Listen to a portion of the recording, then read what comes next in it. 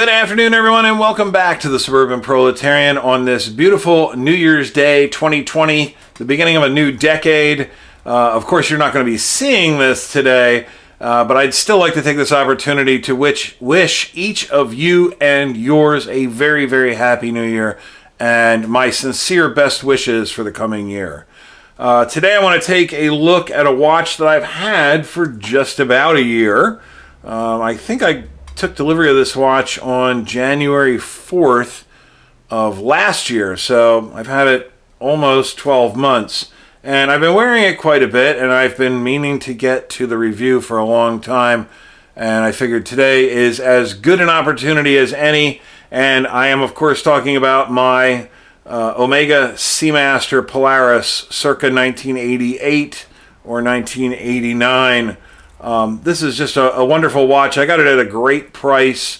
It was one of my dream watches when I was young, and styles were different, and this was the hottest thing on the market in 1988 or 1989. I can remember walking by the Omega boutiques and seeing these things plastered all over the place, and I remember seeing advertising photos of tennis star John McEnroe with his fist punched through a tennis racket and one of these watches on his wrist. So it was a watch that I've wanted for a very, very long time, even though it's not particularly popular today.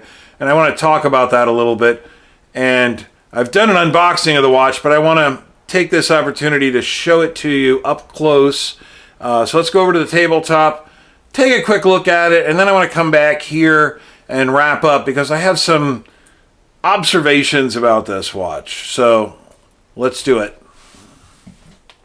Alright guys, so here is the Omega Seamaster Polaris, and this one was made in 1988 or 1989.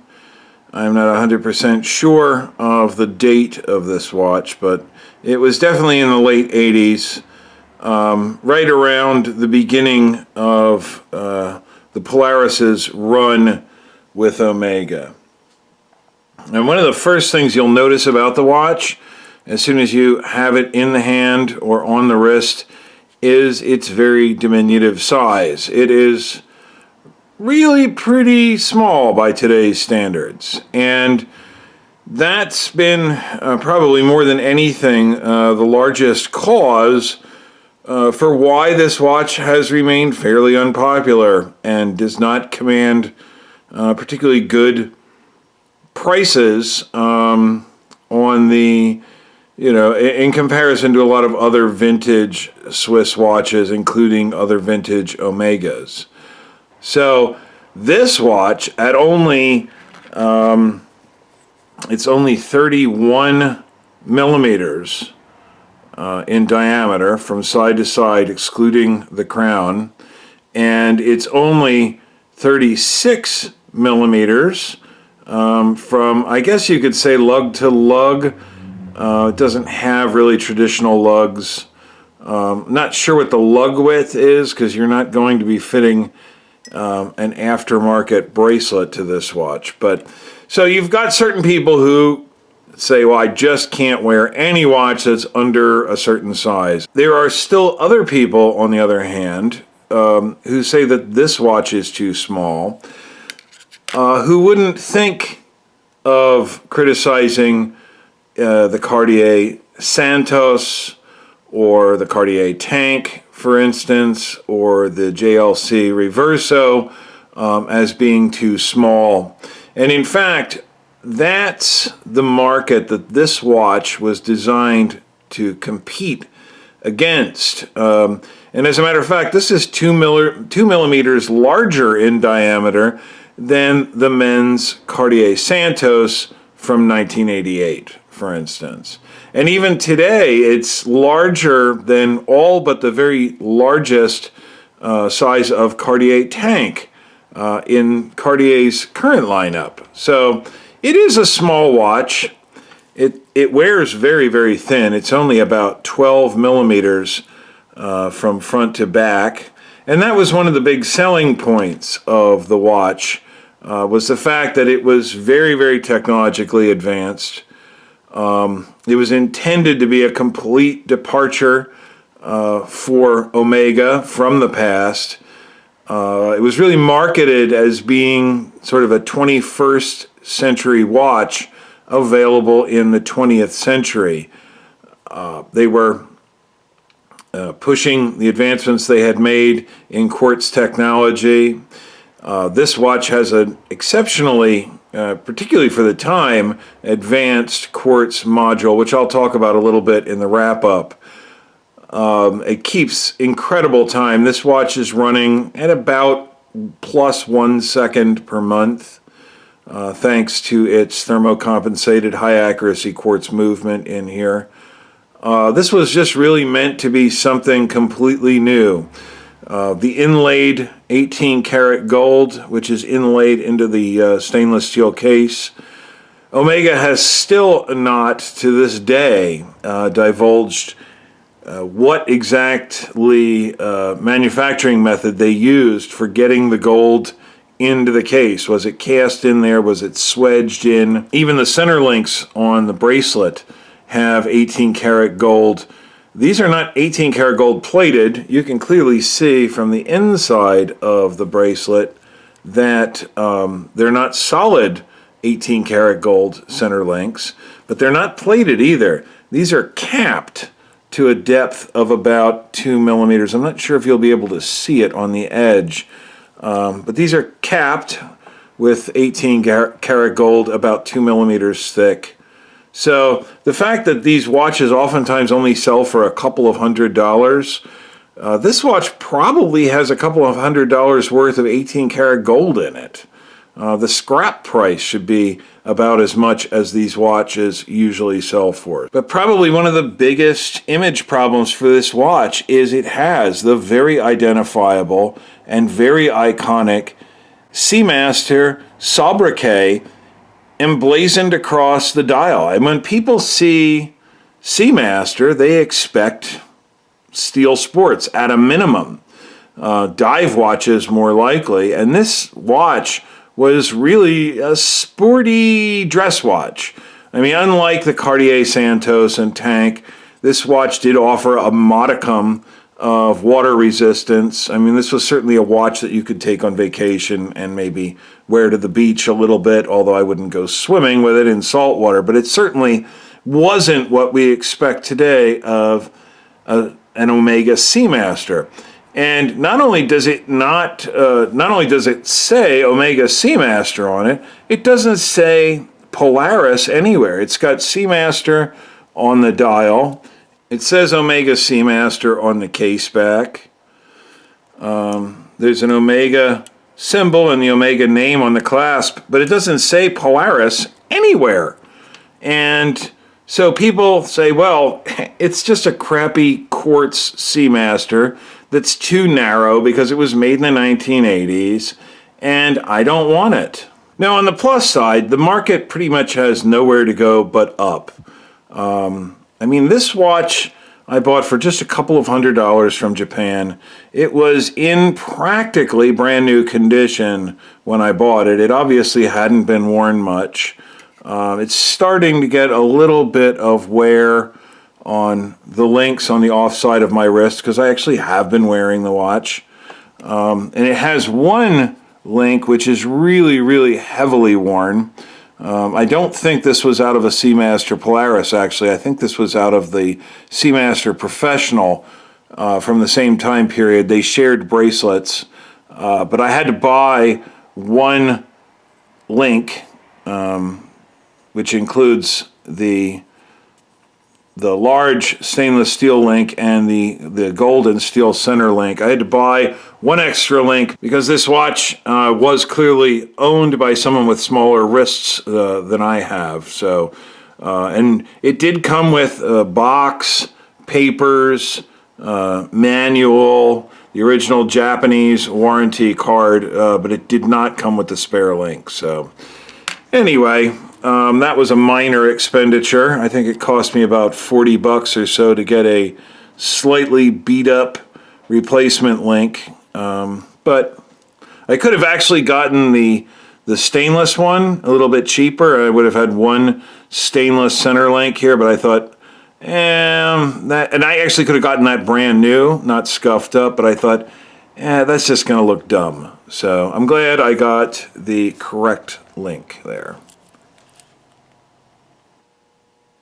It's got this nice deployant clasp that works relatively well. It opens and then slides to fit over the wrist. And I don't know, I've been enjoying the watch a great deal. I don't think it's too small on my wrist, but I have different tastes than other people. So anyway, let's head back over to the bookshelves, and I want to talk a little bit about where this watch fit into Omega's lineup when it was still in production. So a watch's size and how it wears on the wrist is a completely subjective matter. Either you like it or you don't. Either you can wear a 31 millimeter watch and appreciate it, or you can't. And there's really not a whole lot that can be done about that. You can try wearing a watch that's smaller or larger than you're accustomed to and see how you like it. But ultimately, at the end of the day, only you can determine that. But there's another rather troubling narrative that I keep running across online when I see watches like the Seamaster Polaris or the pre-bond Seamaster Professional being discussed online, and why people dismiss them and why the market has remained so depressed for them over the years. And there's an idea that these watches, Quartz watches, Quartz Omega watches from the 1980s, were sort of cheap discount economy models that were really meant to be cheaper alternatives to the rather expensive mechanical movement watches that Omega was making at the same time. And that concept was certainly true enough in the 1990s and in the mid to late 1990s and on into the early 2000s. Omega absolutely sold very similar models, visually similar. One with, an expensive coaxial chronometer mechanical movement in it, and another in quartz. And, the Seamaster looked almost exactly the same next to one another. And I think they also had models of the Constellation Manhattan that were very similar, one next to each other, but one was automatic and sold at a much higher price, and the other was quartz and sold at a much lower price. But that is not true of Omega quartz watches from the 1970s and on into the 1980s and probably even into the very early 1990s. Because unlike those later quartz models that were basically just rebranded cheap ETA quartz movements, rebranded as Omega calibers, the quartz movements in watches like this one were actually Omega quartz movements.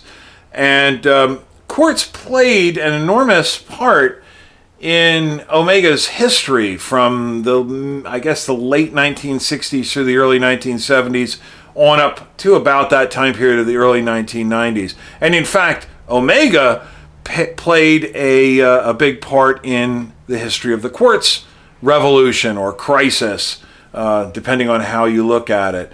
Omega spent a lot of money and a lot of man hours on developing quartz technology, particularly high accuracy quartz technology. And that really came to a head in watches like this one.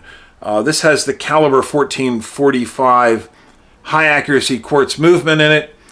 Now, the caliber 1445 movement is not an ultra high frequency movement. It oscillates at the pretty much standard 32 kilohertz that almost every quartz watch movement oscillates at. But it is thermally compensated, which means it's got two quartz oscillators, one of which to keep the time, the second to act as a digital or an electronic thermometer and to compensate for temperature fluctuations in the environment around the watch. You don't need me to explain that to you here. There are some great videos online, and also some wonderful articles written on how thermocompensated quartz movements work. But the movement in this watch is an Omega movement using Omega technology. It was not cheap, it was expensive, and this watch was not a cheap alternative to something else. So in hopes of helping somebody else who might be facing the same conundrum that I did about whether or not you should buy one of these watches, and who might have come across one of these comments online dismissing the watch as a cheap discount alternative that Omega was making when they cheaped out, I did a little bit of research, and I found that information online in the form of images of old Omega catalogs. This particular one is a German Omega catalog from 1988, and any of you can go to oldomegas.com and find the images of this catalog from 1988 and see for yourself. I'm not going to post them up here because I don't want to get into any copyright infringement issues. But I managed to find this catalog, and it's got my Omega Seamaster Polaris in here, and all of this is in German, but it has the exact model that I have. And ironically, we've got sort of a Rosetta Stone to use in doing this comparison, in that in 1988, guess what else was for sale? The Speedmaster Professional Moonwatch was for sale. More or less the same as it is today. This is actually the last of the almost real Speedmaster Professional Moon watches, in that it still has the old, I think, column wheel chronograph movement in it. But this watch is still in production, so we can use the price of this watch to figure out what the price would have been of, or would be today, of the Omega Seamaster Polaris, and we'll just see if it was a cheap discount watch. And so all the way in the back of this catalog is a price list. And ironically, on the very same page, right above one another, on the same page, are the prices for my Seamaster Polaris and the Speedmaster Professional Moonwatch. Now, of course, these are in 1988 German Deutschmarks. So I had to go further online and find some more data. And I apologize for the fact I did this research about a year ago when I was first thinking about doing this review. And the most recent data at that point was from 2018. So this data is a little bit old, but if anything, it will have gone up slightly since then. So the first thing I did was I found the 1988 exchange rate from US dollars to German Deutschmarks. And one US dollar was equal to 1.78 Deutschmarks, which would make one Deutschmark worth about 56 US cents. Then I had to find the 2018 exchange rate. Now, of course, Germany's not using the Deutschmark anymore. The European Union has happened since then, and of course, they're using the euro. But in 2018, the exchange rate was €1 equaled 1.15 US dollars, $1 equals 0.87 euros. So then it was easy enough to find the 2018 price for the Speedmaster Professional Moonwatch in Germany, because I was using a German catalog, so I wanted to get a German price. So in 2018, in German, the Speedmaster Professional Moonwatch sold for the equivalent of $5,250. So that's our standard that we're going to use, our baseline that we're going to use to determine what the price of this watch would be today. So in 1988, the price for the Speedmaster Professional Moonwatch, which was caliber, I think, 145.022, was 1,395 Deutschmarks, which was about $783.58. And that would equal $1,638.94 in today's money, with adjustment for inflation. Now, the Seamaster Polaris in steel and 18 karat gold with dual registers, sold in Germany in 1988 in that same catalog for 2,450 Deutschmarks. That was about $1,376. Almost twice as much as the Speedmaster Professional Moonwatch. Today, using the normal rate of inflation, that would be about $2,878. But of course, Omega inflation and Rolex inflation and pretty much the inflation that the entire Swiss watch industry uses is not the same as standard inflation. So, if we take into account that the Speedmaster Professional Moonwatch sells today or in 2018 for $5,250, all else being equal, if the Seamaster Polaris was still in production today, and if Omega had maintained its pricing structure, so the price of this watch to the Speedmaster Professional Moonwatch ratio had stayed the same, and considering the fact that the Speedmaster Professional Moonwatch sells for $5,250 today in Germany, this watch today would carry a whopping price tag of $9,220.33. Now, you might say that's ridiculous, but is it really? Keep in mind, this watch was designed to compete against the Cartier Santos. How much does a brand new Cartier Santos sell for today? Go and look and find out, because I don't know. But it's a lot. So, and you practically can't give one of these watches away. Now I have seen a slight uptick in prices. I've seen really, really pristine examples selling for close to $1,000 today, but nowhere near $9,220, and nowhere near a 1988 vintage Speedmaster Professional Moonwatch is selling today for $3,500 to $4,000 on the used market. So I think these watches represent a really remarkable value. If you think one might suit your style, right now is the time to buy them. You can still get them in very good condition for, I don't know, $300 or $400, and the market has no place to go but up. So, I mean, you're not going to lose anything by purchasing one of these watches. If you don't like it, you can probably flip it in just a couple of months for a significant profit. So that's my advice. Take it or leave it. I hope you enjoyed this video. If you did, please consider subscribing to the channel. You know the rest of the drill. Click the like button, click the bell icon, share, tell your friends, and when I post new content to the channel, I hope to see each of you here then. And once again, Happy New Year.